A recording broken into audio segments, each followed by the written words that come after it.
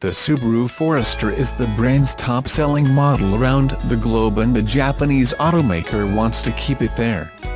With the debut of the all-new 2019 Subaru Forester SUV in New York, it comes with one new feature that will set it apart from all other small SUVs. The fifth-generation Forester is positioned as a key part of the company's global strategy, which includes Subaru being the overall safety leader.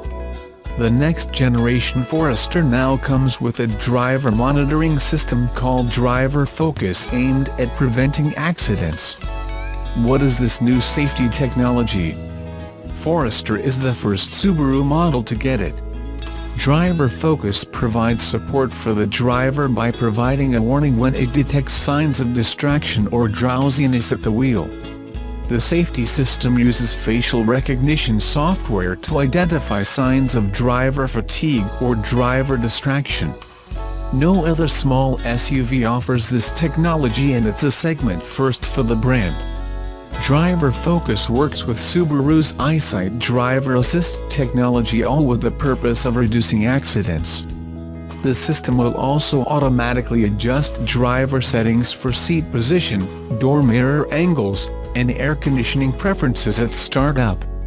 Driver Focus can recognize up to 5 drivers.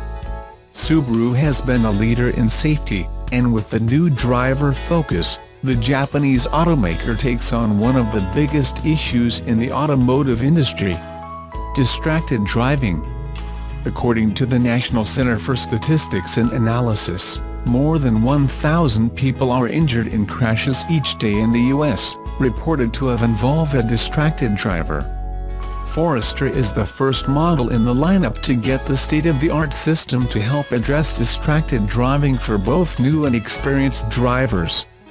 The all-new 2019 Subaru Forester is the first in its segment, and among the first vehicles in the industry to incorporate technology that can address the important societal issue of distracted driving. The safety technology will be standard on top-of-the-line Forester Touring trims. The new Forester will arrive in U.S. showrooms in fall 2018.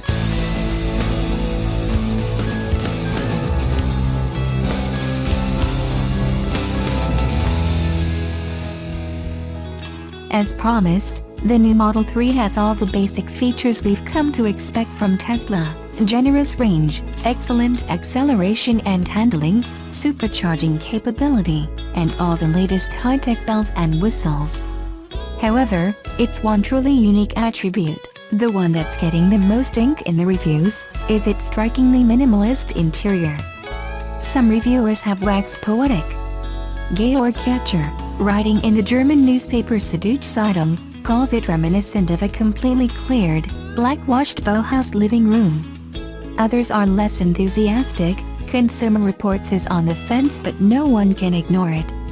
Model 3's almost complete lack of physical knobs, switches and dials is revolutionary, and almost every reviewer to date has had a lot to say about it. Hollis Johnson, writing in Business Insider, says that Tesla has reset expectations with the zen-like interior environment, where subtraction is everything. The mastermind behind the minimalist design is Tesla's senior design executive Franz von Holzhausen. When he designed Model S, he took as his model an endurance athlete. Von Holzhausen wrote in a 2011 blog post, "Our goal is to modernize the design of the classic sedan silhouette and make it unique to Tesla. We wanted it to express speed and motion, even when at rest." It's easy to see some of this sleek visual language in the shape of Model 3. Inside, however, minimalism has reached new heights.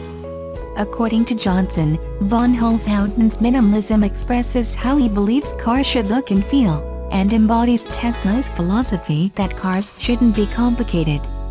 It also connects Tesla with the world of consumer technology. Some have called Model 3 the iPhone of cars. The only physical controls, aside from the pedals, are 2 column stops and 2 trackballs on the steering wheel, a button to engage the hazard flasher, required by law, and buttons and a lever to control the windows and doors, also required. There's no traditional instrument cluster, Your speedometer, and everything else, appears on the 15-inch touchscreen slightly to your right. Some are nervous about letting go of the usual array of gauges and dials, but in a modern car, there's no real reason to have anything other than a speedometer, and the nav system, in your line of sight. Tachometers, oil pressure gauges and so on are quaint vestiges of a much earlier era. Johnson points out that Tesla didn't invent the minimalist dashboard. The humble old Toyota Echo featured a compact digital instrument cluster, but with Model 3, the California trendsetters have taken various ideas that have been kicking around the auto industry for a while, refined them and reduced them to their essence. The overall black interior is relieved by brushed metallic trim and a single strip of open green wood running the width of the dashboard. Johnson calls it a brilliant touch, noting that early versions of Model S also featured a minimalist interior look that some found a bit too cold and insufficiently luxurious. Model 3's strip of wood is a welcome accent from the natural world that contrasts with the high-tech look of black leather in brushed metal. Of course, not everyone loves the minimalist aesthetic, but it's rapidly becoming the predominant style in our touchscreen-controlled world. So let the Model 3 dashboard be a metaphor for your mind. Let go of the past, clear out the clutter, click the right-hand stop twice to engage autopilot, relax and enjoy the drive.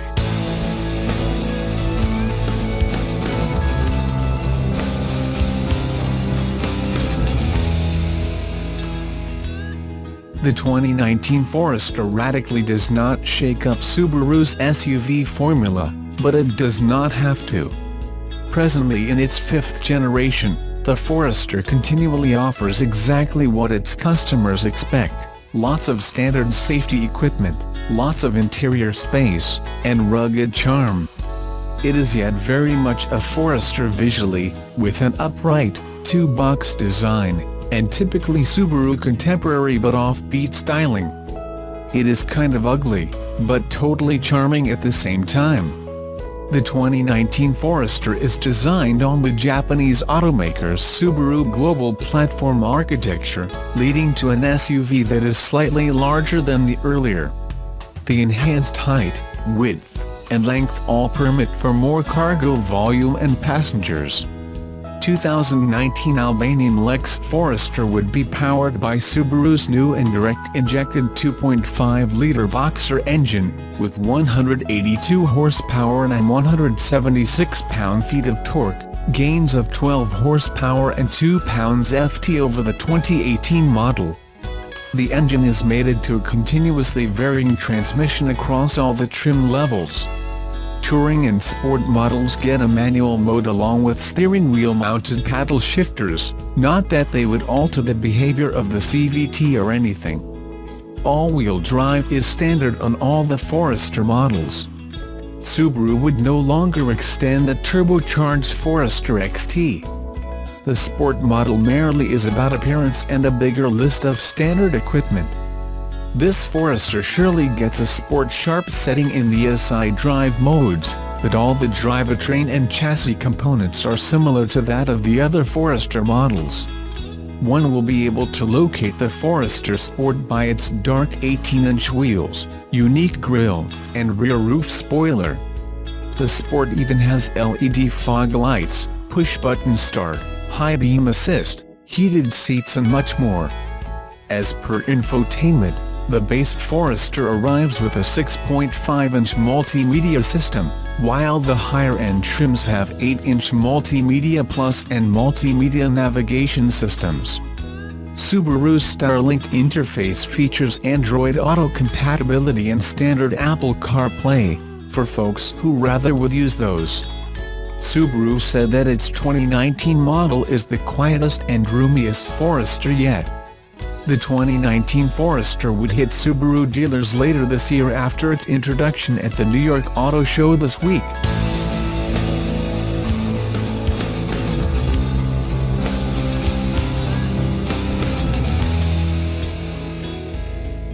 When the Leaf debuted in 2010, it was the first and only electric family car of the modern era, but resembled a slug, was as slow as one and only went 73 miles per charge.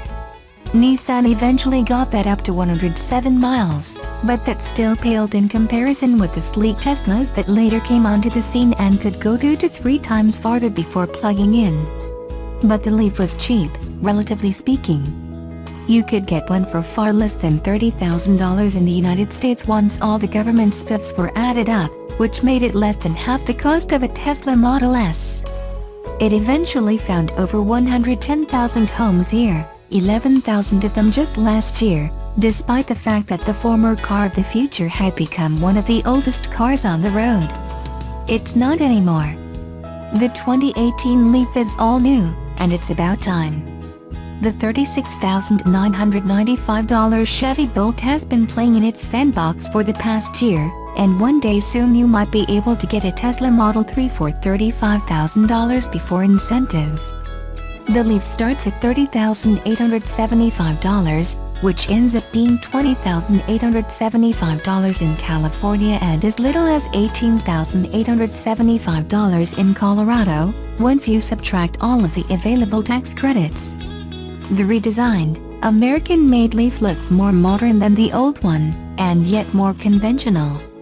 The styling of many of Nissan's passenger cars are a little outlandish these days, and in that context it fits right in.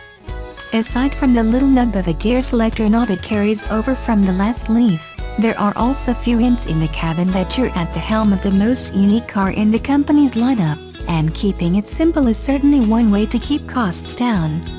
Another is to not spend too much on the batteries. The headline about the new Leaf is that it goes much farther than the old one, but still not very far.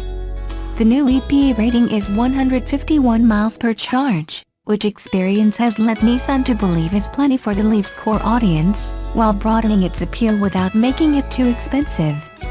Unlike other automakers, Nissan claims to make a profit on electric cars, so it deserves the benefit of the doubt on that point. It will test uncharted waters when it introduces a pricier version with a 200-plus mile range next year that will better compete with the 215-mile Model 3 and 238-mile Bolt. Today's Leaf needs about 7.5 hours to recharge its 40 kWh battery pack on a 240-volt charger, while one of the few and far between DC fast charging stations that it is compatible with can fill it to 80% in 40 minutes, but stops there to keep from frying it.